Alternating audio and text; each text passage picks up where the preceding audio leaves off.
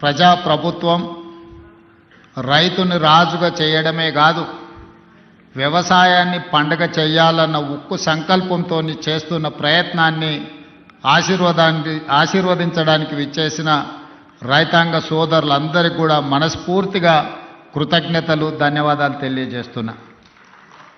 మిత్రులారా, మీకందరికీ తెలుసు, ఈ రాష్ట్రంలో, ఈ దేశంలో ఎవరు ప్రజాప్రతినిధిగా ఎన్నిక కావాలన్నా, ఎవరు ప్రభుత్వాన్ని ఏర్పాటు చేయాలన్నా రైతుల యొక్క ఆశీర్వాదము, రైతులు చేయుతను అందించకపోతే ఎవరు అధికార పీఠంలో కూర్చోలేరు అని చెప్పి ఈ వేదిక మీద నేను ఖచ్చితంగా చెప్పదలుచుకున్నా. ఈనాడు ఎవరు ఎమ్మెల్యే అయినా, ఎమ్మెల్యే సంగతి పక్కన పెట్టండి, వార్డు మెంబర్ కావాలన్నా, సర్పంచ్ కావాలన్నా, ఎంపీటీసీ కావాలన్నా, జడ్పీటీసీ కావాలన్నా, జిల్లా పరిషత్తులు గెలవాలన్నా, శాసనసభలో ప్రాతినిధ్యం వహించాలన్నా, పార్లమెంటుకు వెళ్ళాలన్నా, ఏ రాష్ట్రానికి ముఖ్యమంత్రి కావాలన్నా రైతులు అండగా నిలబడాలి. ఆ రైతుల ఆశీర్వాదం ఉన్నప్పుడే మన కుర్చీ పదిలంగా ఉంటుంది అని బలంగా విశ్వసించే మీ సోదరుడు ఈరోజు ఈ వేదిక మీద నుంచి రైతులకు ఉద్దేశించి మాట్లాడుతున్నాడు. మిత్రులారా, ఈనాడు చాలామంది చాలా విషయాలు మాట్లాడుతున్నారు. చాలా విషయాలు మాట్లాడే వాళ్లకు అవకాశాలు రాని వాళ్ళు కాదు. ఆనాడు ఉమ్మడి రాష్ట్రంలో డాక్టర్ వైఎస్ రాజశేఖర రెడ్డి గారి మంత్రివర్గంలో మంత్రులుగా పనిచేసిండ్రు. ఆ తర్వాత తెలంగాణ రాష్ట్రంలో 10 సంవత్సరాలు ప్రభుత్వాన్ని నడిపిన వాళ్ళే ఇవాళ 18 నెలలు తిరగక ముందే ఈ ప్రభుత్వాన్ని నిందిస్తూ, దూషిస్తూ వీధి నాటకాలతోని బయలుదేరి ఇవాళ తెలంగాణ రాష్ట్ర రైతాంగాన్ని నేను ఈ వేదిక మీద నుంచి విజ్ఞప్తి చేస్తున్నా. తెలంగాణలో ప్రజాప్రభుత్వం, ఇందిరమ్మ రాజ్యం ఏర్పడ్డ తర్వాత గతంలో రైతు రుణమాఫీ గురించి మీకు తెలుసు. 2014లో 1,00,000 రూపాయల రైతు రుణమాఫీ చేస్తా అని మాట ఇచ్చి అధికారంలోకి వచ్చిన తర్వాత 4 విడతలుగా నేను ఇస్తాను, ఇప్పుడు నా దగ్గర నిధులు లేవని ఆనాడు మాట్లాడేది. 4 విడతలలో అసలు కంటే మిత్తి తడిసి మోపెడై నెత్తి మీద అప్పు, చేతిలో చిప్ప వచ్చే పరిస్థితి రైతులకు ఏర్పడ్డది ఆనాడు. తిరిగి 2018లో మళ్ళీ అదే వాగ్దానం ఇచ్చిండ్రు, 1,00,000 రూపాయల రైతు రుణమాఫీ చేస్తాం. మొదటిసారి తప్పు జరిగింది, రెండవసారి తప్పు జరగకుండా మేము చూసుకుంటాం, 1,00,000 రూపాయల రైతు రుణమాఫీ చేస్తామని. 5 సంవత్సరాల తర్వాత వెనక్కి తిరిగి చూస్తే 11,500 రూపాయల రైతు రుణమాఫీ చేస్తే 8,500 కోట్ల రూపాయలు మిత్తికే సరిపోయినాయి. 3,000 చిల్లర మాత్రమే ఆనాడు రైతులకు రుణమాఫీ చేసింది. 2 విడతలుగా మొత్తం లెక్క గడితే 10 సంవత్సరాలు 2 విడతలు ఆనాటి ప్రభుత్వం రైతులకు సరాసరిగా అందించింది 16-17 వేల కోట్ల రూపాయలకు ఎక్కువ ఇవ్వలేదు.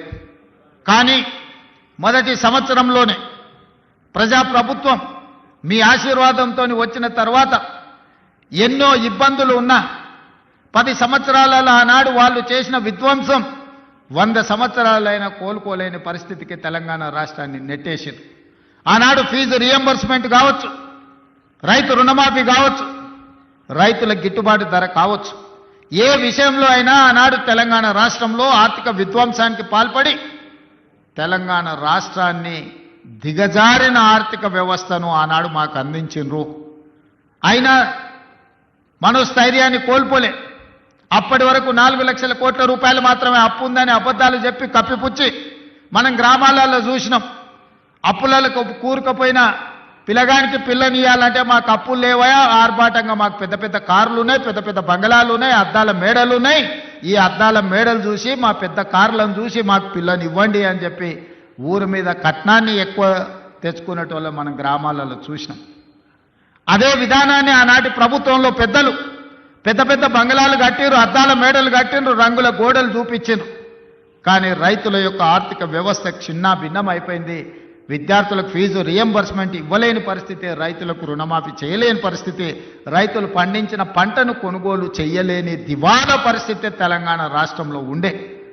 ఆనాడు అసెంబ్లీ సాక్షిగా ఆనాటి పెద్ద ఆయన చెప్పిండు, మేమేం సత్రం నడపలేమీడా, రైతులకు మేము పండించిన పంట కొనాలంటే 7,000 కోట్ల రూపాయల నష్టం వచ్చింది, మేమెందుకు కొంటాం, ఓరేసుకుంటే మీరు ఉరేసుకున్నట్టే ఆనాడు చెప్పిన మాట వాస్తవం కాదా అని నేను మిమ్మల్ని అడుగుతున్నా. మిమ్మల్ని అందరినీ ఒరేసుకోవద్దు, ఒరేసుకుంటే మేము కొనుగోలు చేయం, ఒకవేళ మీరు ఒరేసుకుంటే ఉరేసుకొని చావాల్సిందే అని రైతులకు చెప్పి స్వయంగా వాళ్ళ వ్యవసాయ భూమిలో ఫామ్ హౌస్లో 150 ఎకరాల ఒడ్లు పండిస్తే అవి మొత్తం తీసుకొచ్చి బహిరంగంగా పెట్టిన. ఆనాడు వాళ్ళ పొలంలో పండించిన వడ్లకు 4,200 రూపాయలు ధర ఇచ్చి కొనుగోలు చేసేటోళ్ళు వచ్చారు. మరి మనం పండించిన పంట 200 తక్కువైనా 2,000కు మేము అమ్ముతాం అంటే కొనేటోళ్ళు లేరు. మేము ఐకేపీ కేంద్రాలు తెరవమని చెప్పి ఆనాటి పరిస్థితి, ఆనాటి ప్రభుత్వం రైతులకు పంగనామాలు పెట్టే పరిస్థితి తీసుకొచ్చింది. ఇవన్నీ ఇంకా మర్చిపోలే, ఇప్పుడే ఆనాటి గాయాలు మానిపోలే.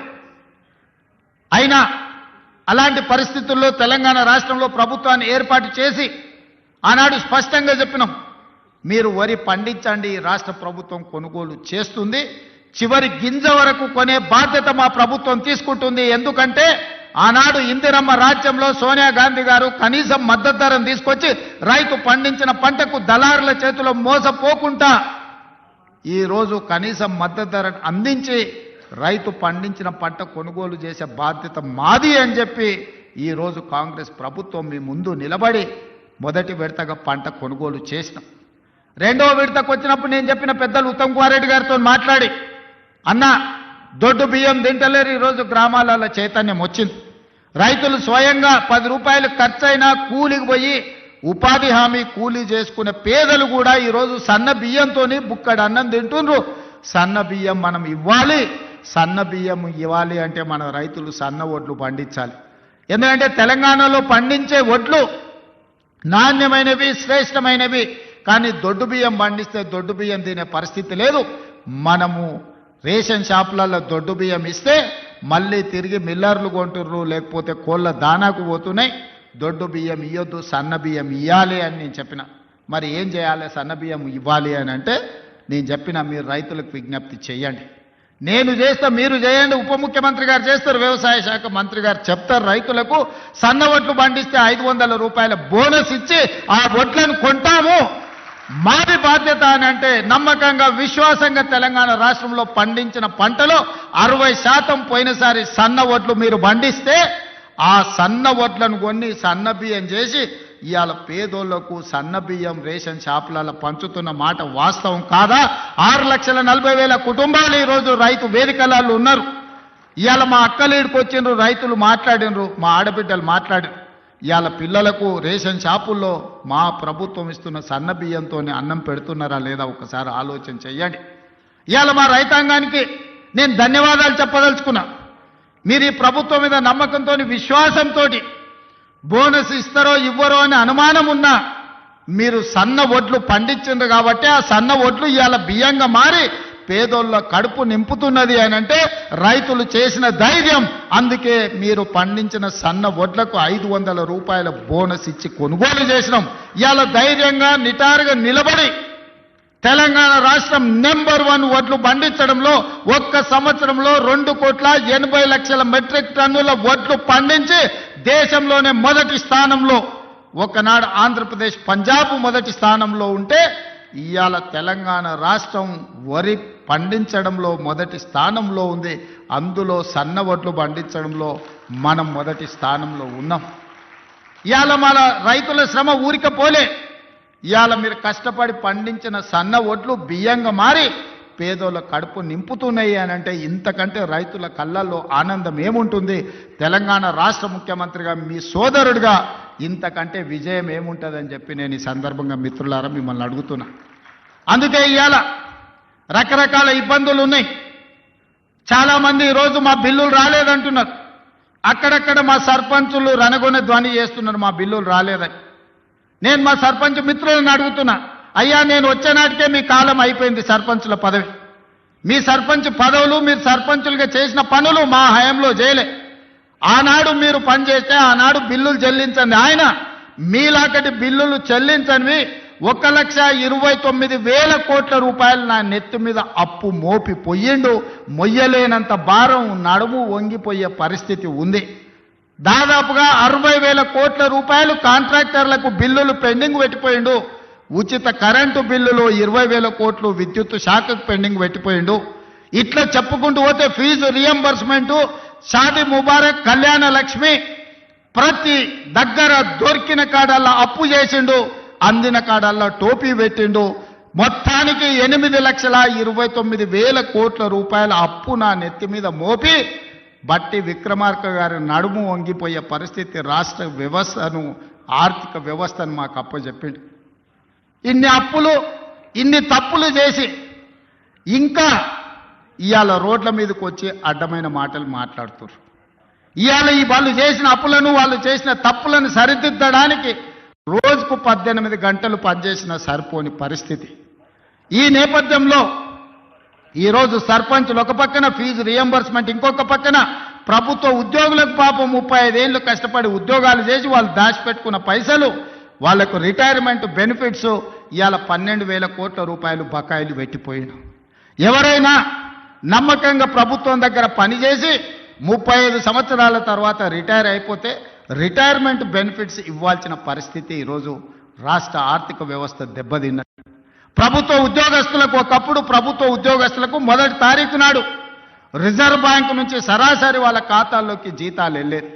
గత ప్రభుత్వంలో విడతల వారిగా ఇన్స్టాల్మెంట్లు జీతాలు ఇవ్వాల్సిన పరిస్థితి నుంచి మొదటి తారీఖు నాడు జీతాలు ఇచ్చే పరిస్థితికి మనం తీసుకొచ్చినాం.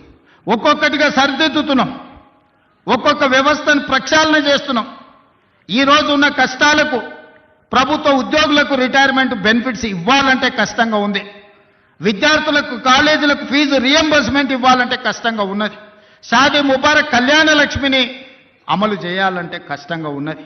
ఆ కష్టాలను ఎదుర్కొంటూనే, సరిదిద్దుకుంటూనే ఈనాడు ఈ రైతుల కోసం 9 రోజుల్లో దాదాపుగా 9,000 కోట్ల రూపాయలు ఇవ్వాలి. అగ్రికల్చర్ యూనివర్సిటీలో మీతో కలిసి ఈ రైతులకు వ్యవసాయం దండగ కాదు, వ్యవసాయం పండుగ చెయ్యాలి. వ్యవసాయం అంటే 10 మందికి సాయం చేసే వృత్తి.